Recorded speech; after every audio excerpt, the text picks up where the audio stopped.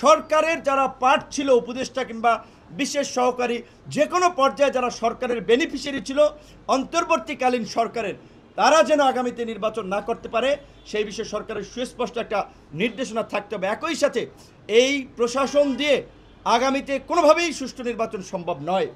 প্রশাসনকে পুনর্গঠন করতে হবে।